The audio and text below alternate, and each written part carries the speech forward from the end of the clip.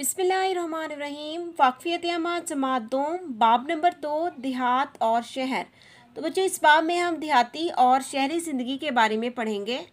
सफ़ा नंबर 15। पाकिस्तान की ज़्यादातर आबादी देहात पर मुश्तमिल है, यानी कि पाकिस्तान में रहने वाले लोग ज़्यादातर देहात में रहते हैं। देहात में घर आमतौर पर खुले और कच्चे होते हैं और यहाँ का माहौल साफ़ सुथरा होता है। तो बच्चों अगर आप देहात में रहते हैं तो आपको इस बात का बखूबी अंदाज़ा होगा कि गांव में घर आमतौर पर बड़े और कच्चे होते हैं और यहाँ का जो माहौल है वो साफ़ सुथरा होता है। सेहत और तालीम की सहूलियात कम होती हैं। हमारे यहाँ गांव में स्कूल और हस्पताल कम हैं, इसलिए सेहत और तालीम की सहूलियात कम होती हैं। शहर में इमारतें ऊंची और पक्की होती हैं। अब बच्चों हमने शहर की ज़िंदगी के बारे में जानना है कि शहर में इमारतें यानी कि लोगों के घर और दूसरी इमारतें ऊंची और पक्की होती हैं और यहाँ का माहौल कारखानों और ट्रैफिक के शोरगुल की वजह से साफ़ नहीं होता।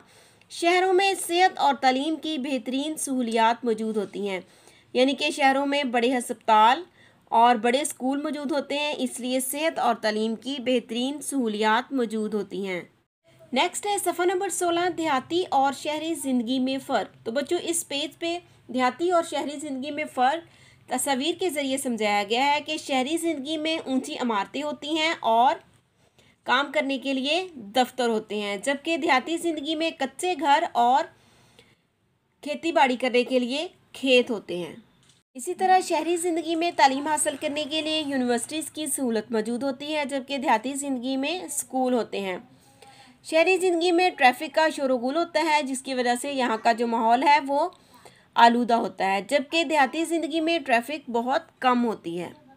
सफ़ा नंबर 18 पर शहर और देहात के लोगों के मुश्तरका पेशे दिखाए गए हैं। डॉक्टर, दर्जी, हुजाम, तरखान, मोटर मैकेनिक और मोची। तो आइए बच्चों अब इस बाब की मशक हल करते हैं। सवाल नंबर 1 है मंदरजा झैल अशिया को इसके मुतल्लिका पेशों से मिलाएं। आप किसके पास जाएंगे? गोश्त लेने।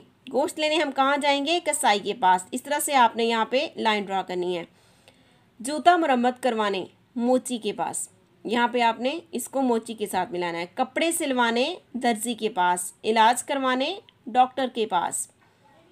सवाल नंबर 2 है शहरी और देहाती ज़िंदगी में फ़र्क बताएं और लाइन लगाकर मिलाएं।